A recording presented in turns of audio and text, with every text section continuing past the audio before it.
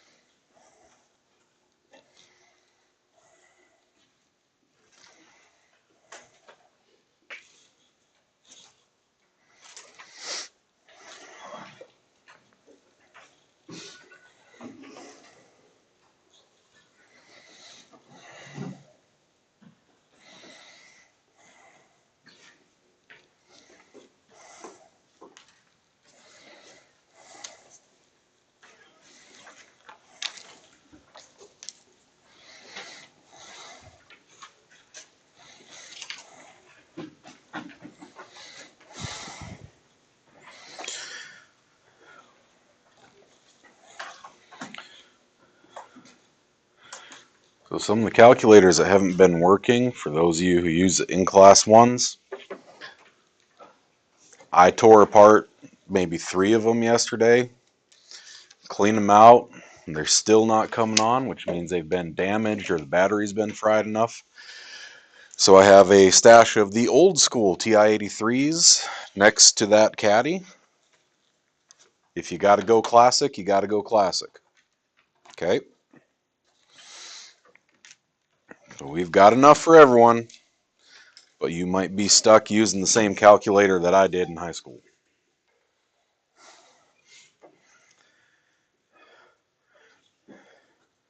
The 83 is the same one that's on your laptop, your emulator.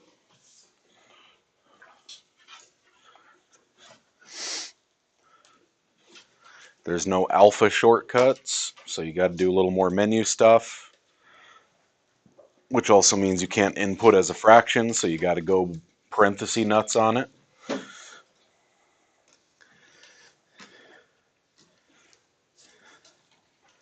If you want to know how to run the 83 like a pro, I suggest you go talk to OG Jaden.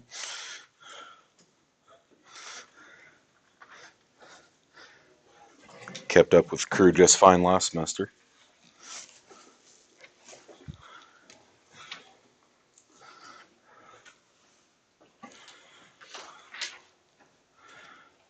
Anyone still rolling?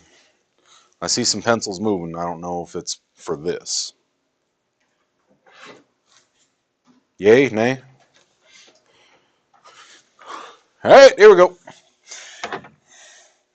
It's not about what you're allowed to do, it's about what you're not allowed to do. I am not allowed to divide by 0. Both in math and in standard after the latest ban and restricted announcement. If I set the denominator equal to 0 and solve, I get t cannot be plus or minus 1. So, in set builder, all x is such that x does not equal plus or minus 1, where x is an element of the reals. If I go for interval, then I exclude those with parentheses. Negative infinity to negative 1, can't touch us. Negative 1 to 1, can't touch us. And 1 to infinity. Keep in mind that they are all parentheses because we do not equal plus or minus 1 and we can't touch infinity. For contestant 2, I set that equal to 0 for a radicand, getting 2x is 3, x is 3/2. So that's my dividing line between what is and is not allowed in a radical. Thou shalt not take even root of negatives. So from 3/2 onward, we're fine. We'll have a positive value.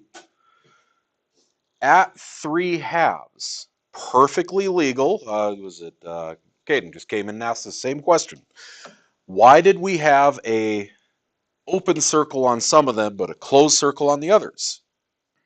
It's because I'm allowed to take the square root of 0. I ain't allowed to divide by it. So I have to exclude that. In set builder,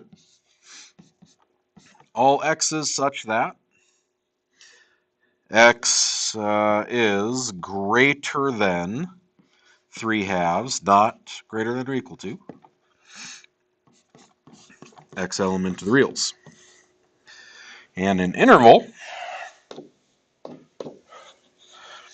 I'm going to say just 3/2 onward with a parenthesis. And before someone gets all bent out of shape about it and tries to call a brownie point,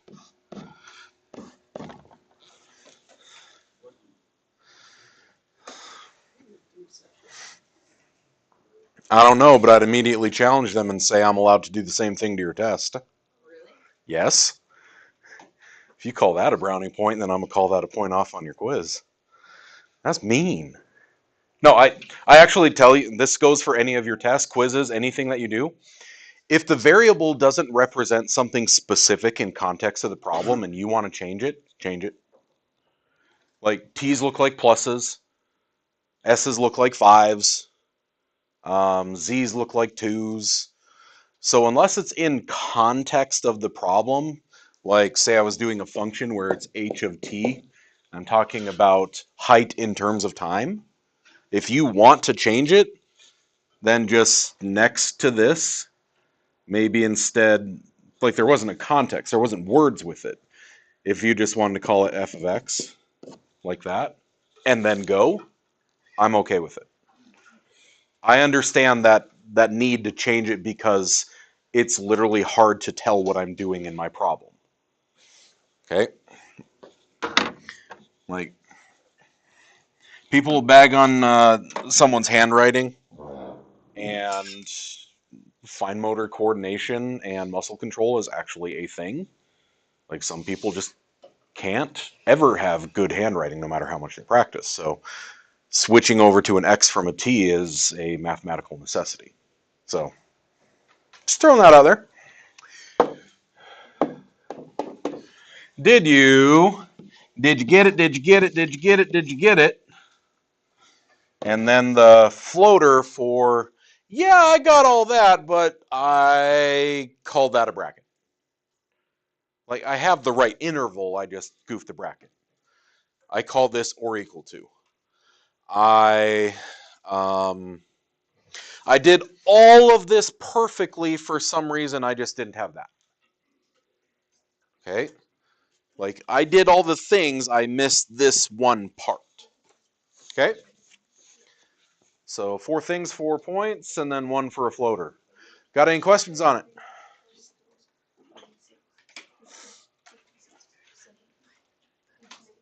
Okay.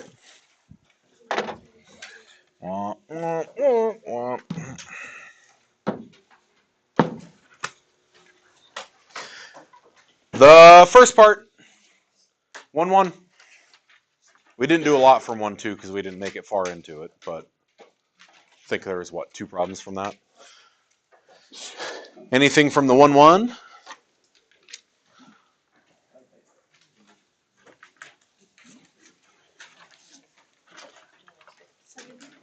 $70? Okay.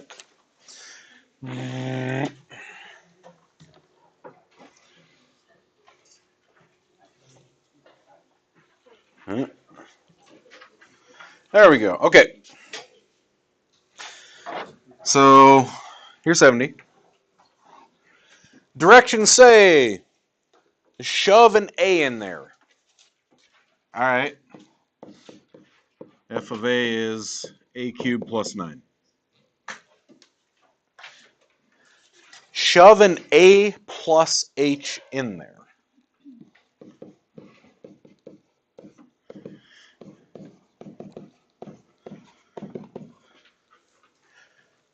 Cool. Now again, I can expand that, and I'm probably going to have to for the next part. But for now, I'll just leave it there. And then the last part is take f of A plus H, this stuff, minus this stuff, and divide it by H. So this minus this.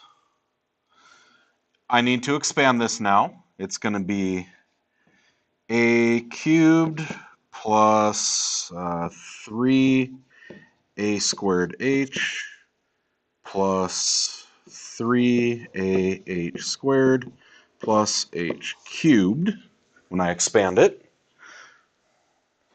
Y'all remember Pascal's triangle? Yeah. 1, 3, 3, 1 is the third expansion on the triangle.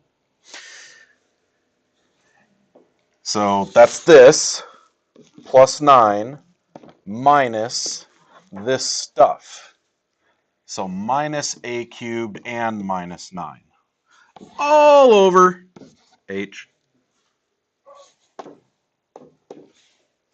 So 9 minus 9, A cubed minus A cubed. The rest of the stuff has an H in it. H squared, getting 3A squared plus 3AH plus H squared.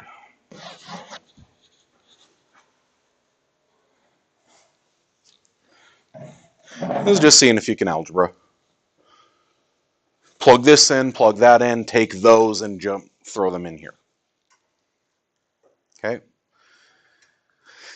See, you're at, like you've seen all the movies where the car hits the cliff and then it's just kind of teetering there. Then the pigeon lands on the hood. That's where you are mathematically. This is the boundary realm between high school math and, after this, deep diving on different mathematical concepts. And you're going to start doing a lot more of this abstract algebraic manipulation in terms of, can I prove it?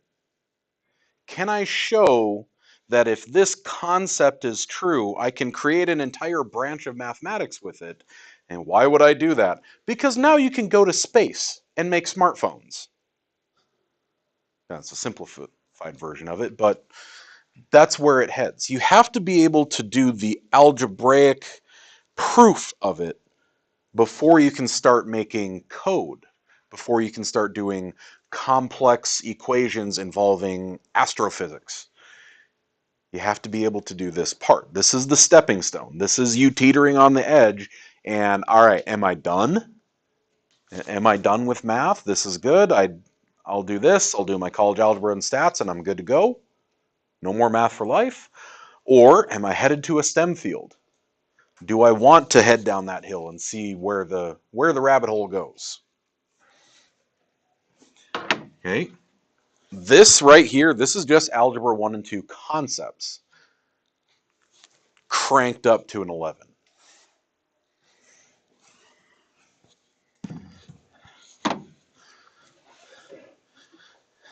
In the past, I used to give the ones with fractions in them instead.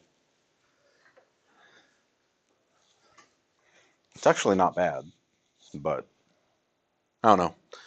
I spun the wheel on it this time and wanted to see what you could think of a binomial. Besides 70, anything? Okay. Sorry about saying 32 twice. I was rushing yesterday at the beginning of Spartan time to get the assignment out, because it was like straight through all morning, all the way until like 1:50. And then, oh crap, I haven't fixed that yet. So, sorry about that. Nothing? Okay.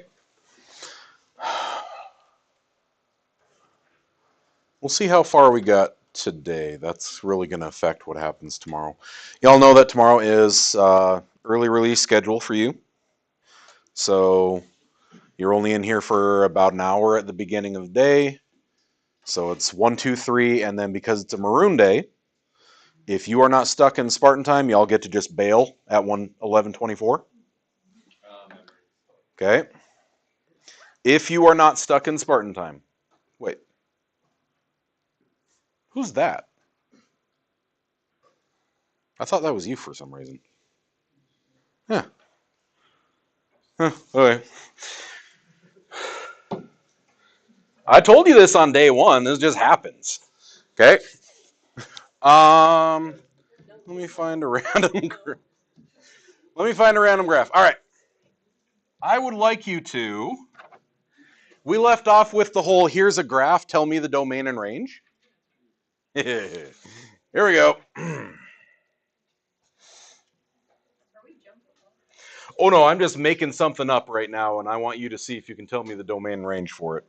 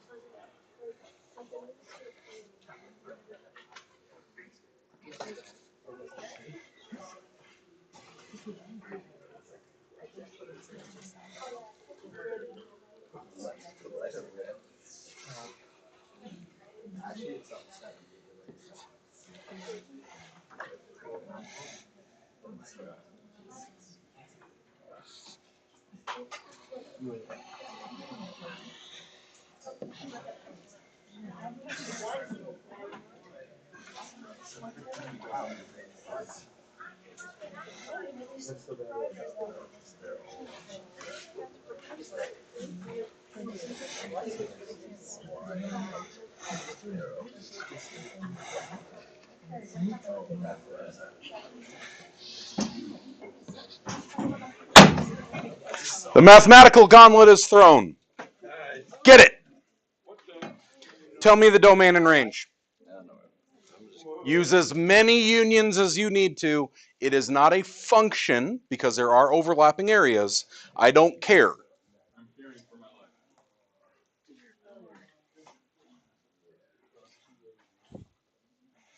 Use as many unions as you need to.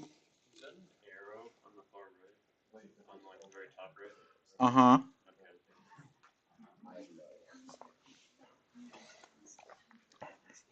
Think about what we left off yesterday with that vertical and horizontal line. Does it exist?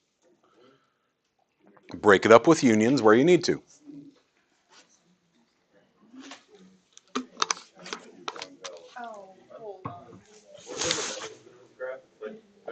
By ones.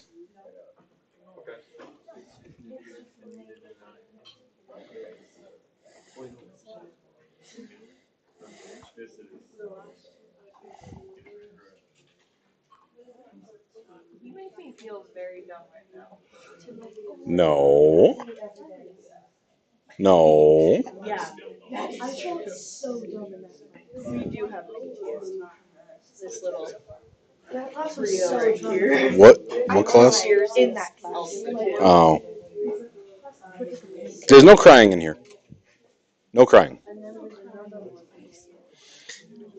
We save that for in private where you can also pull your hair.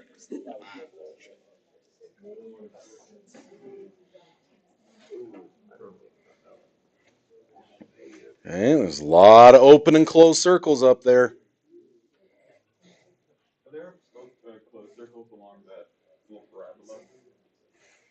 Well, those are just dots to help me make my points.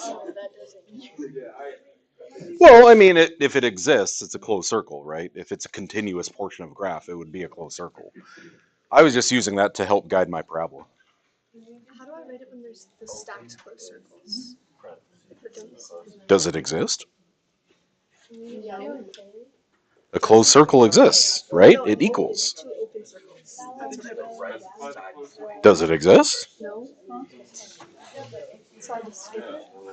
You don't have to necessarily like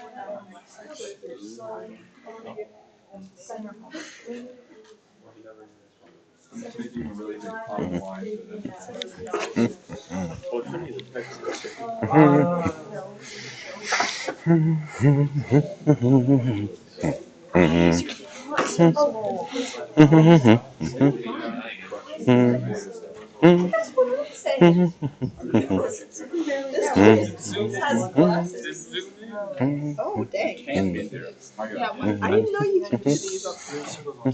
There we go.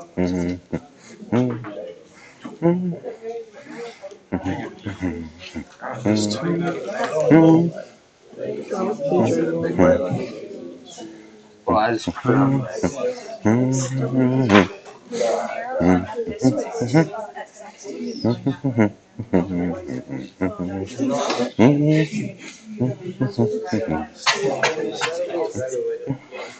You check this.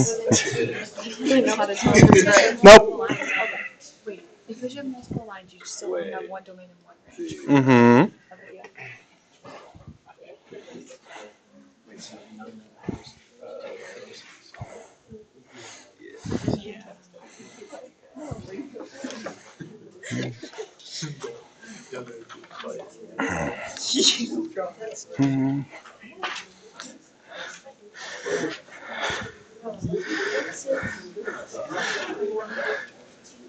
Okay, I'm going to help those of you where you can hear you can hear the drivetrain belt right now just squealing, and there's smoke coming out of the engine. There's a very famous, various versions test called the directions test. And they give it in various academic areas. They'll give it in different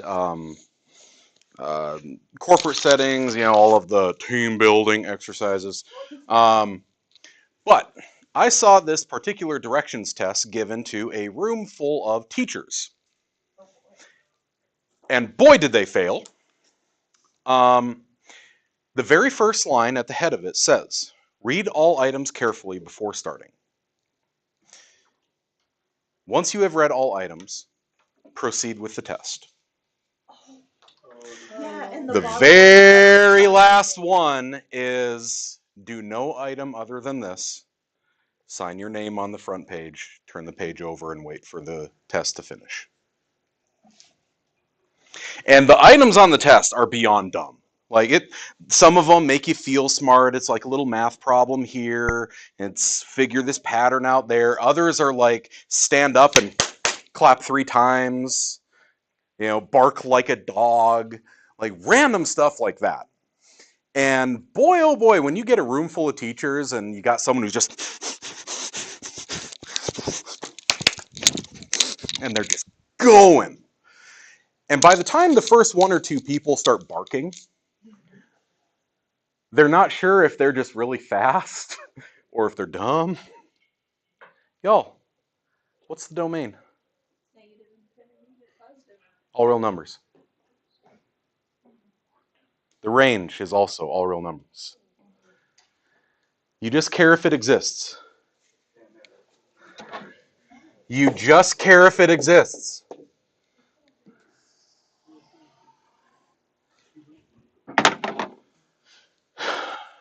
Y'all see that arrow?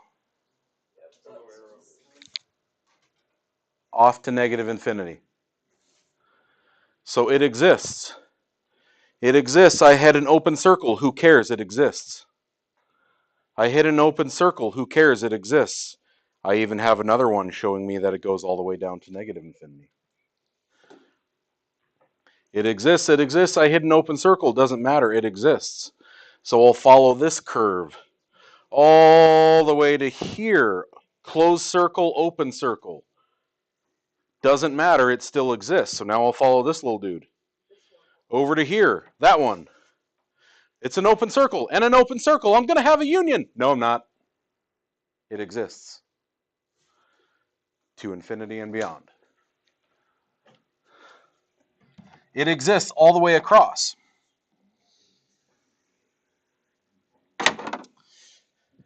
I have this arrow right here showing me that the inverted radical will go down forever. So negative infinity until I hit right there. There's an open circle. Who cares? There's closed circles next to it. It exists. So now I'll follow this parabola to there. Well, it still exists somewhere else. I'll hop over here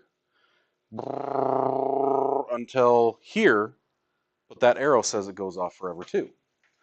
All that matters is what is not allowed, whether it exists or not. And there was always something to back up the holes. So the domain and range are all real numbers.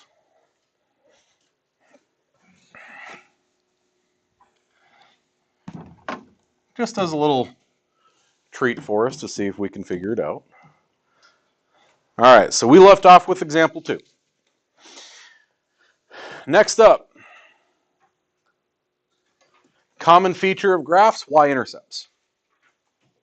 Can you tell me what a y-intercept is? What do you know about y-intercepts? You have to info dump on it. You have to give one of the famous 5-minute speeches on it. Go. X equals 0. What else?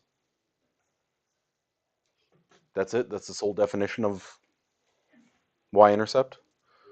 There's nothing else about it? Maybe it's where it crosses the y-axis? When you say where x equals 0, then because x equals 0, that is on the y-axis. If x equals 0, the function of 0 equals it, meaning it's very easy to find algebraically.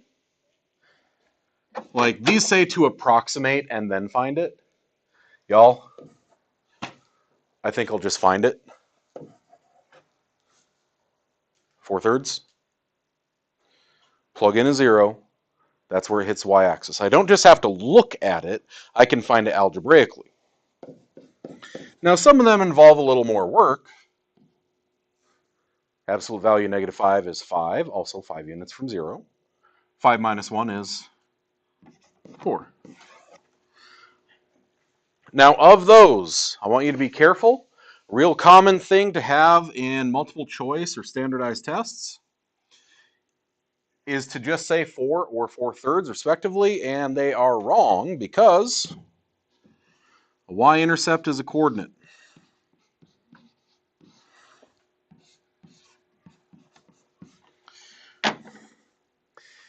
And you'll have multiple choice tests in which they'll write 4/0 instead of 0/4. And it'll be the only one of the answers is 4/0 and 0/4. And they both got a 4, and you got to remember which is which. And it's one of those just gotcha moments where you see a 4, you circle it, and you move on. Because let's be honest, standardized tests, they're all about the time. It's about can you take the test. It's not about the actual content. Okay, so write them. The correct, accurate, simplified expression version of the y-intercept for both.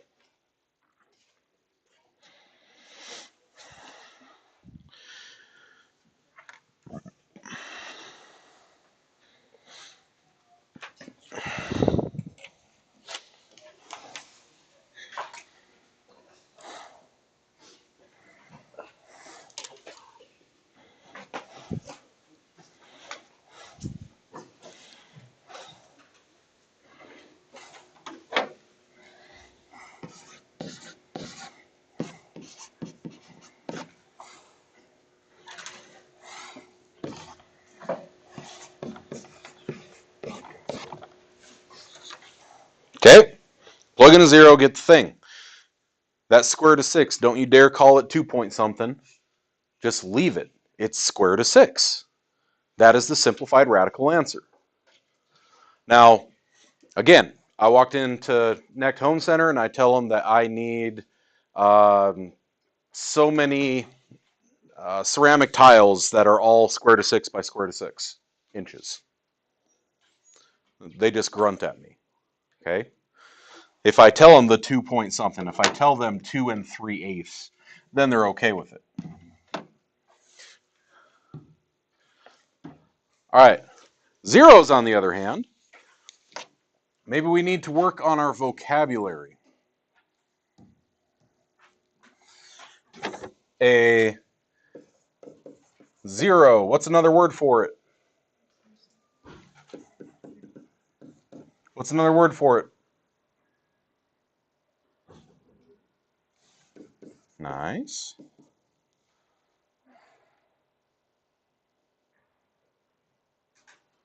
Starts with a S. Solution. See, here's the thing. Just like I can refer to this is different things. I can call this my thumb. I can call it a phalange. I can call it a finger. I can call it my ant smasher. I can call it my reload button. Like, whatever. I refer to it in different contexts, but it's the same object. These all refer to the same thing in different contexts, where it crosses the x-axis. It's called a zero because it's when I have 0 equals f of x. When I set the function equal to 0. The reason I set it equal to 0 is because that will get me my x-intercepts. Well, when I do that, I call the zeros the solutions because I will take an expression and set it equal to 0 to solve it. And the roots, well, that's when I start talking about in terms of linear factors. The roots of the factors are whenever I have x minus c. C would be the root of that linear factor. So they're all talking about the same thing, and we use those interchangeably. It's just, you got to know that they all have a little bit different context. So if I say to find the zeros of a thing, well, set an equal to 0. It's quadratic. I got a bunch of different ways that I can solve it. I can solve by graphing. I can solve by factoring, if it's factorable.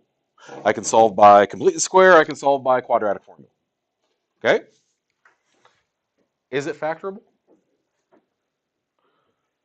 I mean, if I had to guess, I'd say that's about, what, 1 1/4? Is that 1 1/3? Probably. Oh, those are going by twos. Okay, so that's what, 2 and change? That'd be 2.5. I'm going to guess 5/2 and -3. Those are my guesses. Okay, I didn't even know that was like, I just saw scrawny legs and I thought it was Finn.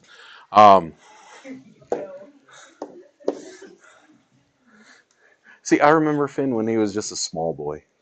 I used to be very short. You were itty bitty, dude. So I think it's those. Is it factorable?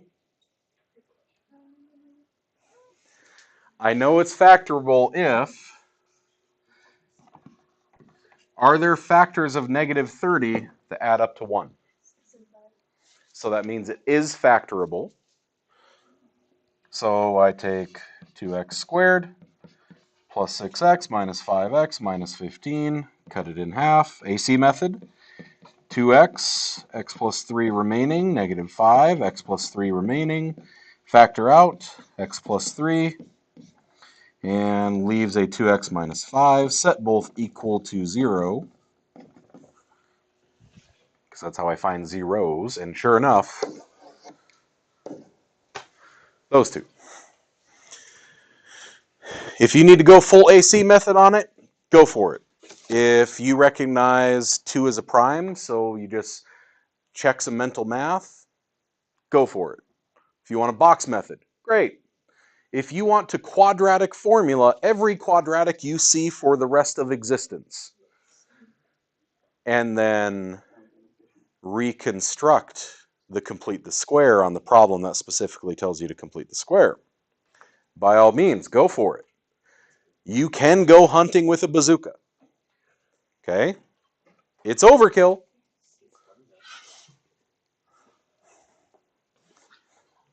Suppose your generation doesn't even know what the Deer Hunter games are. Like old PC Deer Hunter. It was literally just you spinning around in a circle and moving to different parts of a map, and maybe you see a deer. But then you get cheat codes, and you would like bazooka, hamburger. No, all right. I'm old. Yeah, whatever.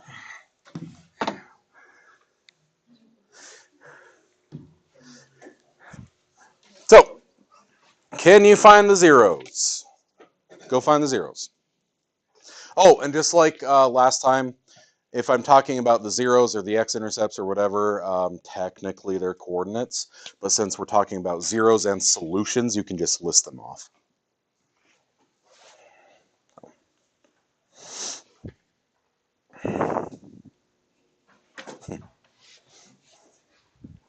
I had the PC game Deer Avenger, where you're the deer running around on a vigilante mission trying to kill hunters.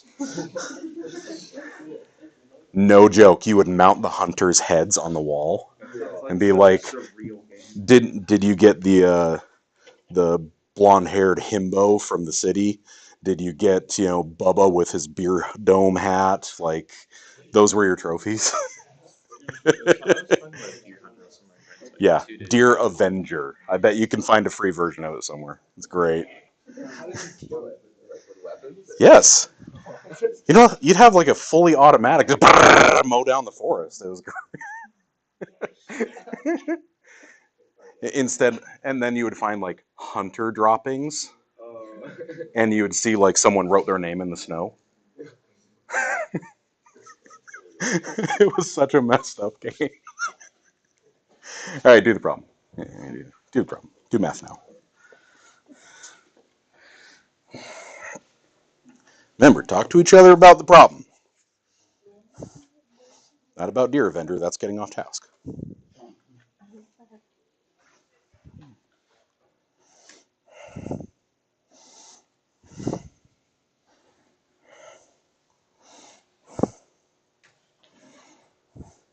Okay, set an equal to 0 and solve.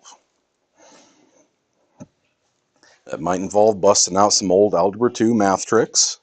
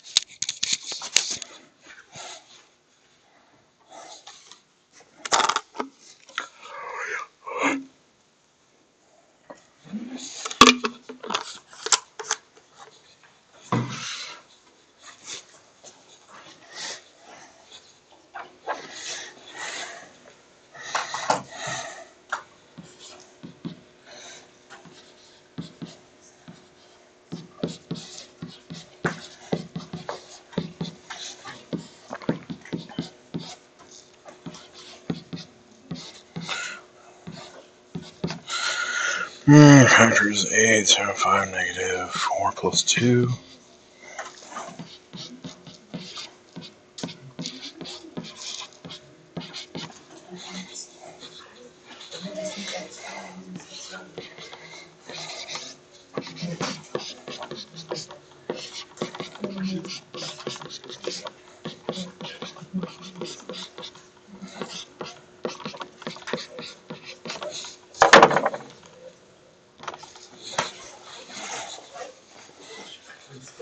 Okay, set them equal to 0 and solve.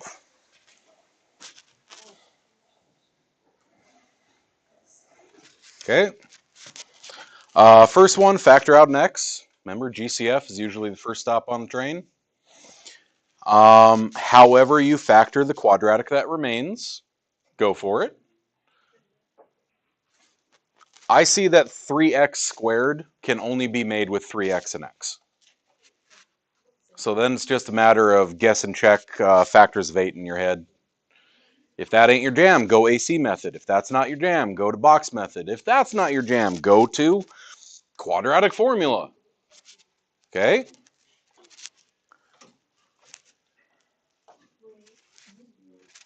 What?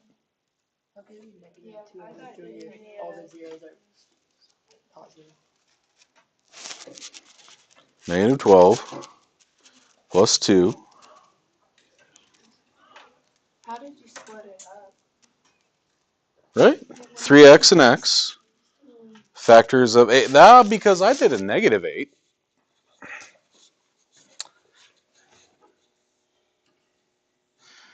Did mental math before lunch. Oh, yeah. Did mental math before lunch. How dare we? So how about negative 2 and then negative 4?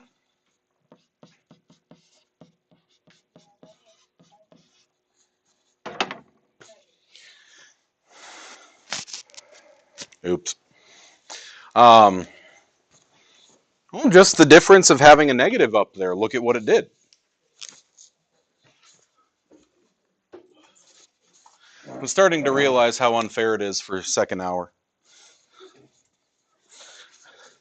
So, cool. How do I find them on a calculator? Calculate 0, right? Plug that into Y1. You put left boundary, right boundary, and it'll find that 0. We got to be careful about with it. Imaginaries won't even be on the x-axis. So like if I took this entire graph and moved it up here, I'd have one real and then multiple imaginary. Where I got to be careful is that it won't give me irrational numbers. What happens if that 0 is at 3/8 plus or minus square root of 6? My calculator will not give me that. It will just give me some nasty decimal. I have to find it for real, and that means going back to quadratic formula or complete the square. Okay. Got it. Poke, poke. So, x and y intercepts, we good? Any objections? Need to go through something? There's, like, if you got a question, you got to ask. Otherwise, we just keep rolling down the hill. Okay. Symmetry tests. I know y'all know what symmetry is because you've seen it in math, you've seen it in art classes. Symmetry is that butterfly, right? It's the same on both sides. I can put this dotted line down the middle of it and it is the same object inverted on both sides. We have the axis symmetry with our absolute value graphs and our parabolas. These are specific types of symmetry that relate to the axes and the origin. Okay. Now I can have a symmetric figure that is not symmetric to these three things. For example, if I have a parabola way out here, it would fail all three of these symmetry tests. But it's symmetric about this line. X is negative b over 2a. So it's symmetric to that line. It's just not symmetric to one of the three special ones. X-axis, y-axis, or origin. Okay.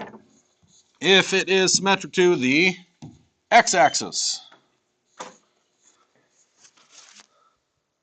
what's above is below. I should be able to swap out y with a negative y and get the exact same thing.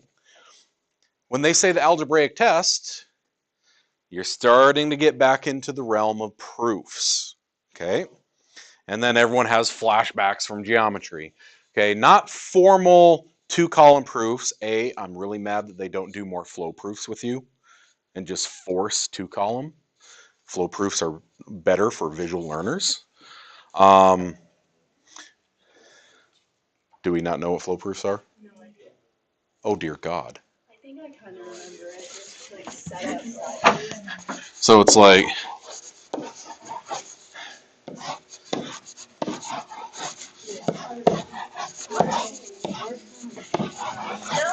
No idea. so then you'd say like A is congruent to B because reason. C is congruent to D because reason. Because of those two, I know that this, because of this property. So instead of in 2-column, where you have to remember that this relates to this, step 3 relates to step 8, you would just physically show, okay, now that I know this and this one other vertical congruent angle theorem, together it means I can substitute. I wish I could do that. Really? It's so much easier. Oh, really? Like, for visual thinkers, if you're one of those people that has to see it drawn out, if you're one of those people that has to have the 12 different colors of things on your paper to make it make sense, this just makes everything click. Bummer. Y'all were forced through proofs the hard way. But anyway, we're going to start getting more into the realm of algebraic proof. That should have been the back half of geometry where you were proving all of the different theorems about figures. I can prove that this is symmetric to the x-axis by taking the equation, say it's, I don't know, so what's this going to be? Y minus k is ax. I should be able to replace that with a negative y. And then it would still work. So you plug in a negative y and you show that it's still the same equation. Okay? Same thing goes for symmetric to the y-axis. If it's symmetric to the y-axis, then I should be able to just negate all of my x's and they're going to be the same. If it's symmetric to the origin, it's both. Which I hope makes sense because it would reflect over the y-axis and then reflect over the x-axis. So negate both because it did both. So they include this in PreCalc because, yeah, I can just look at something and tell you whether it's symmetric or not. I can find 2 points on it and show you that they mirror. This is baby steps into algebraic proof. So, use a graph of each equation, test the symmetry with respect to all 3, support them numerically, confirm algebraically. That's a lot of words. Okay, first, I gotta know what the graph even looks like. Okay, get y equals stuff. That would be a good place to start. So subtract x. Here. Yeah, huh?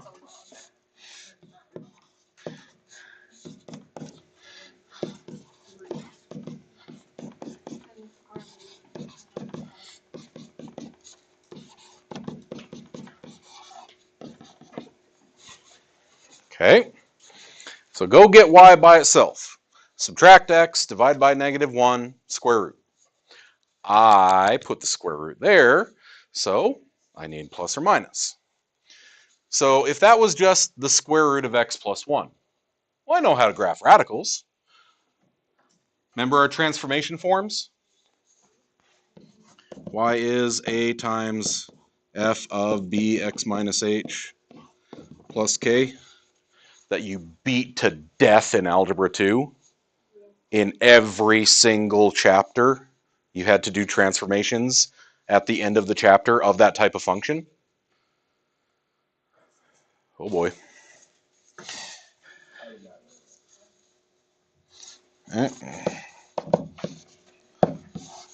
Whatever the parent function is, we're actually going to get this again in a little bit here. Vertical stretch and compression, vertical reflection,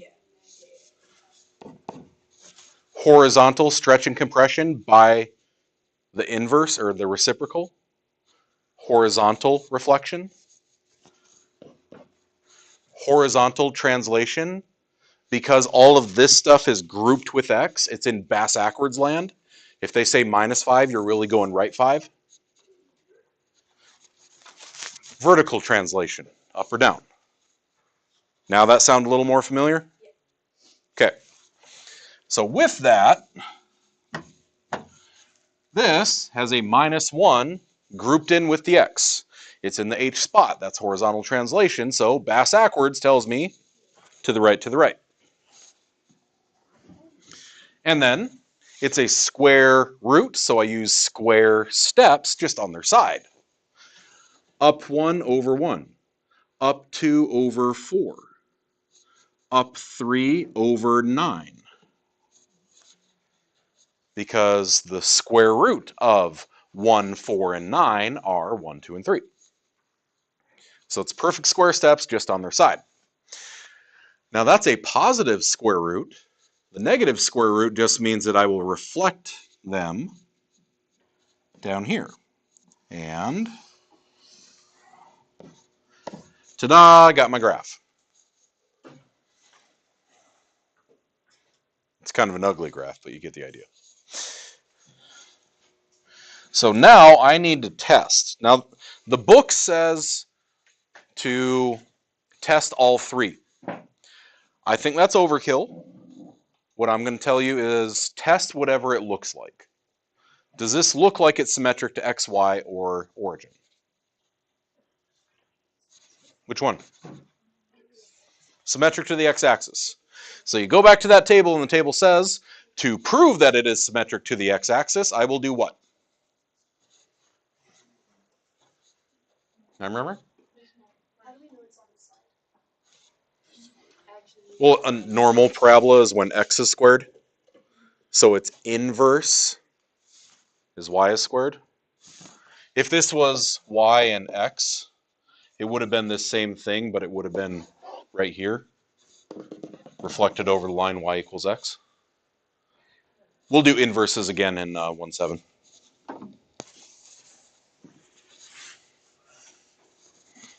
So to prove that something is symmetric to the x-axis, I take the equation and I replace y with negative y and show you it's still the same. It sounds complicated. It really ain't. I replace it with negative y and show you it's still the same. Because negative y squared is just y squared.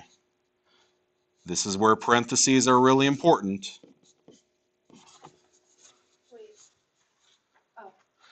Okay, I use parentheses and I replace y with negative y, show you it's still the same thing.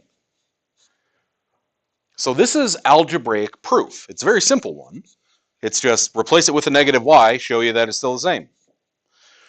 When they say support numerically, that means go find a coordinate on there. Like this is at 2, 1. So if this is actually symmetric to the x-axis, I have my algebraic proof. I'm also going to jam a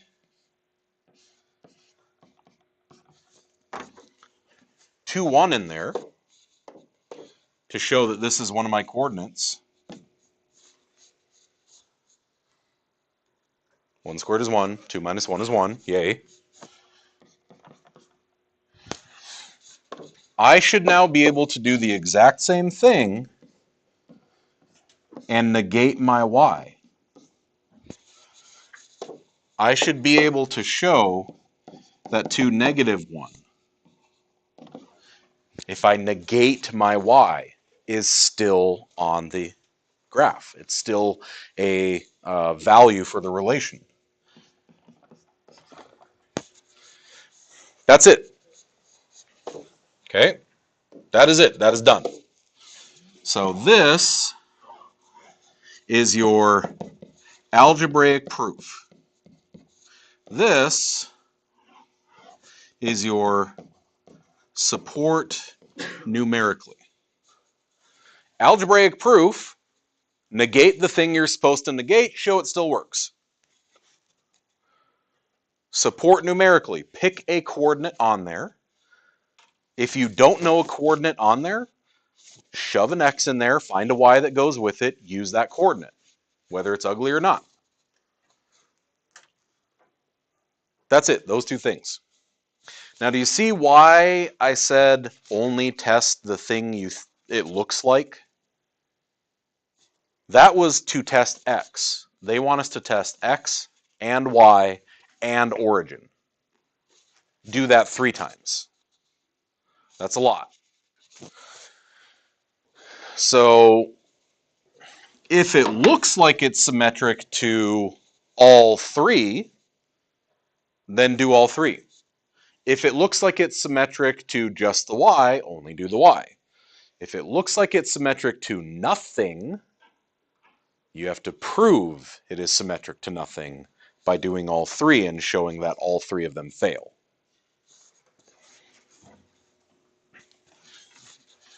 Okay, baby step intro to proof. Try it again. Maybe this is a function you haven't seen in a good while. You want to see what the graph looks like? Divide by x and get y is 4 over x. I hope we remember how to graph rational functions, especially if you just came out of Algebra 2. Where's my vertical asymptote?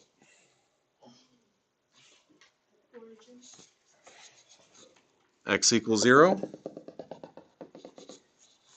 How do I determine my horizontal asymptote?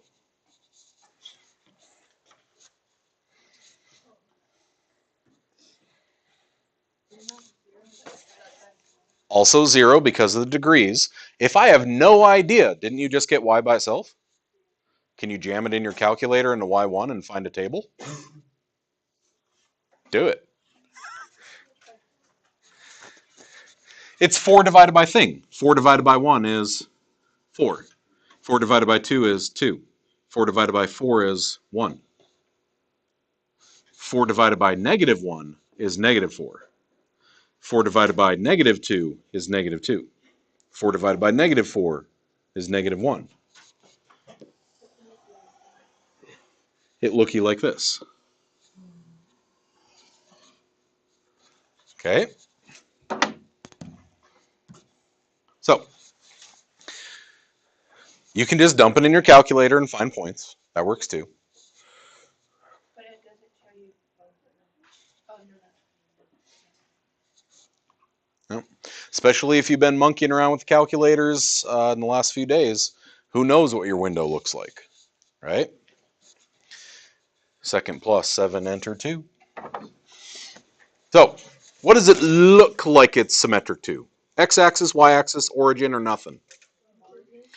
So, to prove algebraically that it is symmetric to the origin, I will take my original, xy equals 4, and I will negate both my x and my y to show, oh look, it's still the same. That's it. That's your algebraic proof. The test for symmetric to the origin is I can negate both my x and y and I end up in the same place. I put in a negative x, I put in a negative y, negative times negative is positive. I win. To do it numerically. So again, this isn't proof, this is just one instance of it working. Numerical support. I'm going to pick a coordinate that is on this graph. 1, 4. I should now be able to negate those and show that it still works. If it sounds simple, if you're having flashbacks to the beginning of geometry, prove these two angles are congruent, look at them! Then you're in the right spot. Okay? We do baby step proofs algebraically now so that when it gets to the ugly ones later, we know what's going down.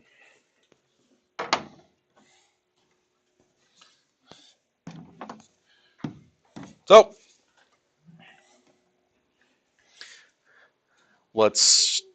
yeah.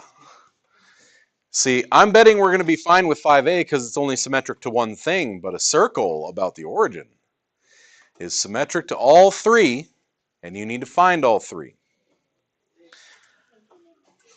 I'm going to warn you that when you do your numerical support, you cannot use 0. Because if you use 0, well, that's on the axis of reflection. You can't prove it's symmetric if it's on the mirror. Okay? I can't see my reflection if my face is smashed against a mirror. So you can't use 0 as your point. Okay? So, there will be 4 total tests between these two. You know, I'm enough of a klutz. I don't need an obstacle course.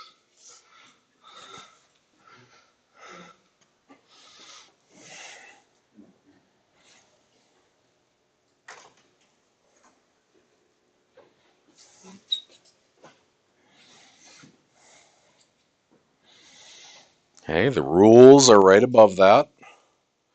If it's symmetric to x, negate y. If it's symmetric to y, negate x. If it's symmetric to origin, negate both.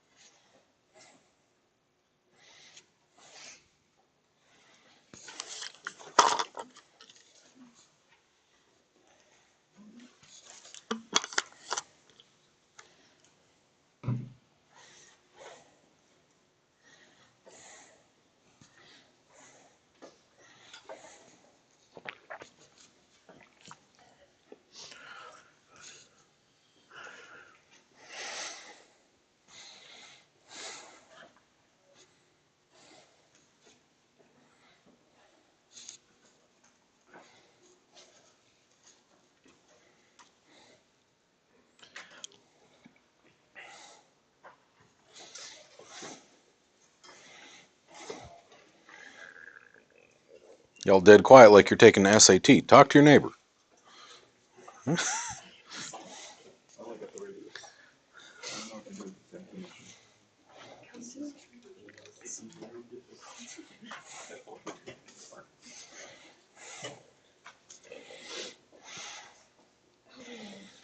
For 5B, I'll be nice to you and remind you 3, 4, 5 triangles exist.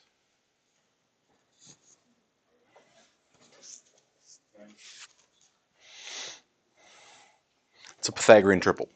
Oh yeah, that's clicking right now. 3 squared is 9, 4 squared is 16, 9 plus 16 is 25.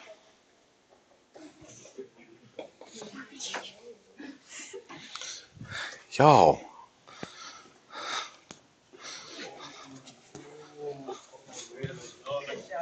I'm smart. I have figured it out. I don't need your help actually. No, I figured it out. Don't worry. I didn't need your help actually. You I'm still worried.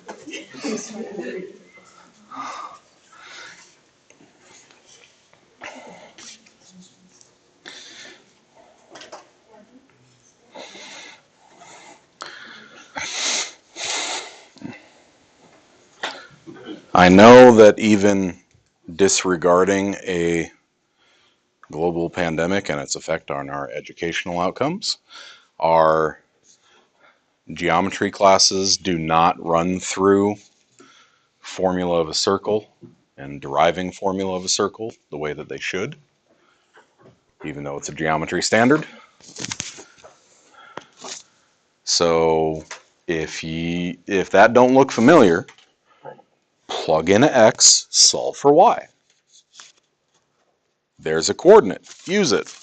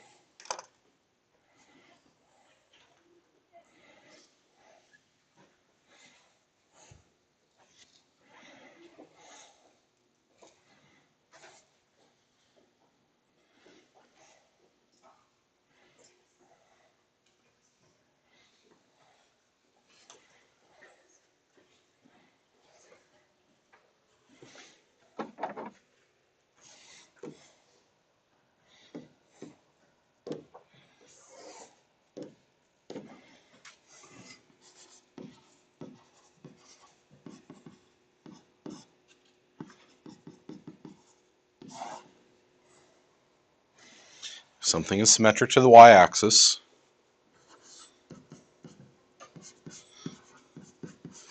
I should be able to negate the x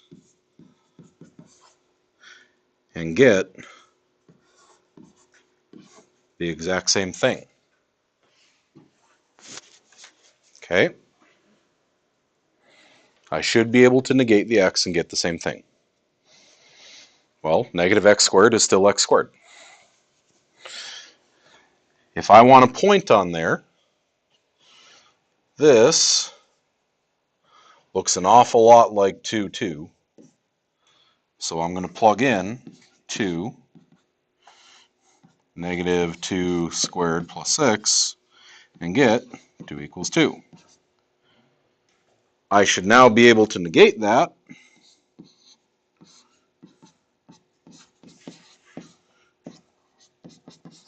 and show that 2 still equals 2. That's it. Done. Finito. There's my algebraic proof. There's my numeric support.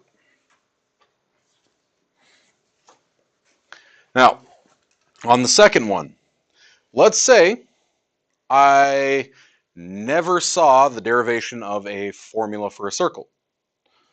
I have no idea that a circle is just an infinite series of triangles. I just see an equation.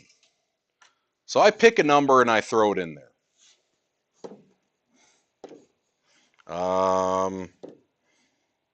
I'll just wing it. I'll throw in a 2. X is 2.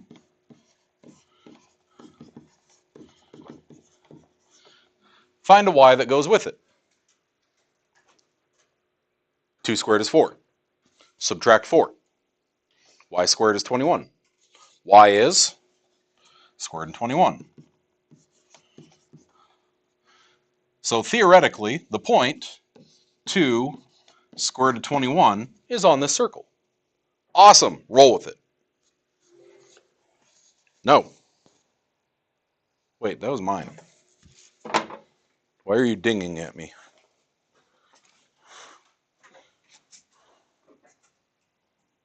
I see no ding. Okay. So part 1, symmetric to x. I should be able to take that equation and x squared plus y squared is 25. I should be able to negate y and show it's still the same. It is. I should be able to negate y and say 2 squared plus square root of 21 negative squared is still 25. I'll check it in my calculator. Yay, it's still 25. Symmetric to the y-axis.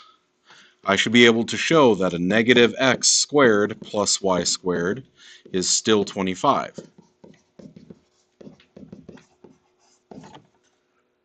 I should be able to negate my y, or my x, and still get 25. If I'm doing this with a origin,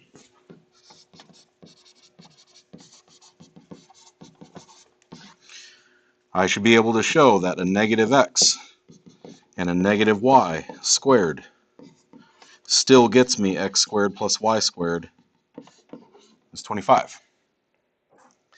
I should be able to show that a negative 2 squared and a negative square root of 21 squared is still 25. It's tedious. It's not that it's difficult, it's that it's tedious.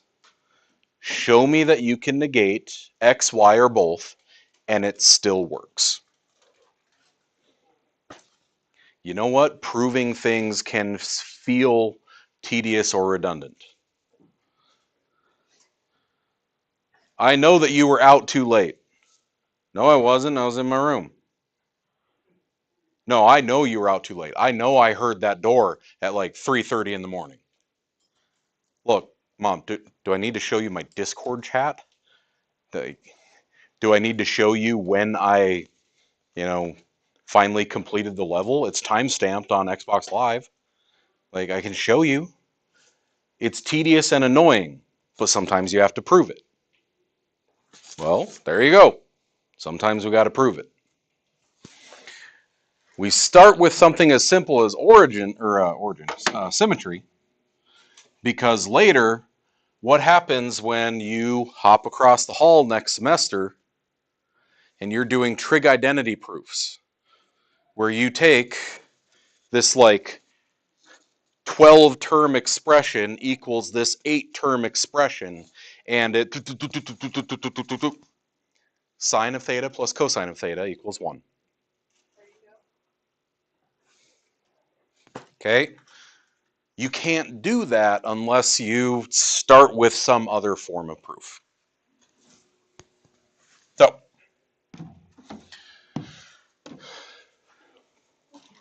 even and odd functions. You saw them back in Algebra 2.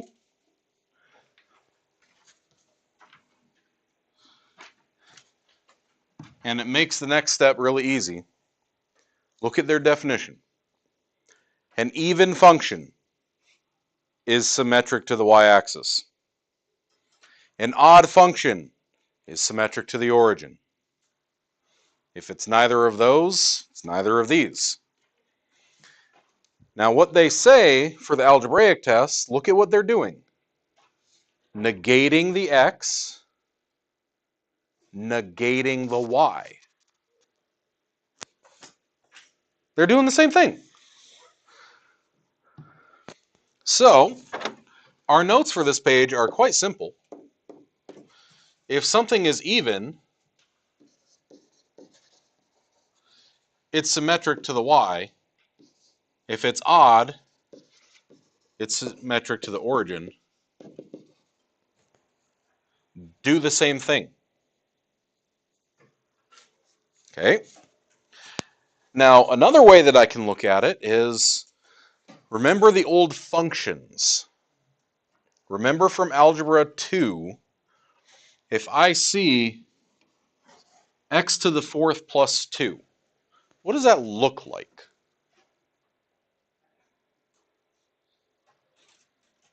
Okay? Got us on it. We got, it's like a parabola with a little more junk in the trunk. Okay? That's it. Would that be symmetric to the x, y, or origin? Probably symmetric to the y-axis, which means it's probably even. And all I'm going to do is take that negative x to the fourth plus 2 to prove it. And a negative to the fourth is positive. Okay? So even, odd, or neither, I would look at this, and I would say on my calculator screen, does it look like it's symmetric to the y-axis or the origin? Or neither of those? If it looks like it's symmetric to the y-axis, I'll negate my x's. If it looks like it's symmetric to the origin, I will negate both. Ta-da. So this is...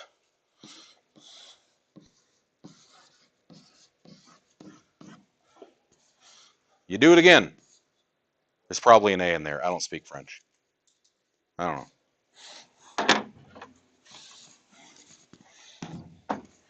Just literally do the same thing again. So, even, odd, or neither, just as long as you know that even, odd, or neither correspond to symmetric to y, origin, and nothing, you're good to go there. Do I want to do the thing? Do I want to start the thing? I don't want to start the thing. I want to have time for myself. Yeah. The second hour is always about 5-10 minutes behind you anyway. Cutting off there. I was going to go into 1-3 today.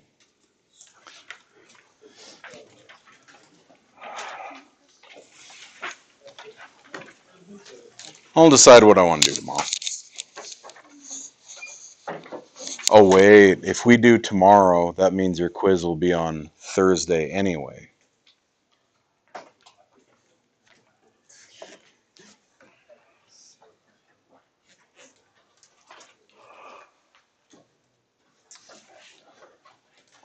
All right, folks. I got too much to do. You're going to understand what your very first FUBAR day is. Tomorrow, you ain't doing anything. Okay? Because of shortened classes and I have stuff to do that they do not give me time to do, y'all are just going to not annoy me, leave me alone so I can work. Beyond that, I don't care. Okay?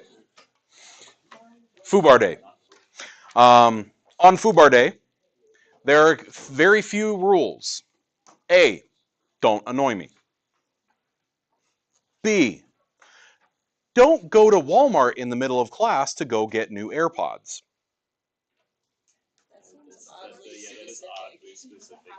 Who did that? Privilege exists. Someone who thinks that that's okay. 3, I run Game Club, y'all. Grab what you want off the shelf. Have fun. Okay? Now, if you're going to act like 84-year-old great-grandma and you're going to go play checkers or Monopoly, I pity your soul. Okay? We got more fun games than that. Yeah, that's it. Like, on a FUBAR day, I'm not even joking. I've had kids who bring in their console, they hook it up, and they Guitar Hero. Okay? Like, you're laughing. There were kids in here playing Guitar Hero yesterday during Spartan time.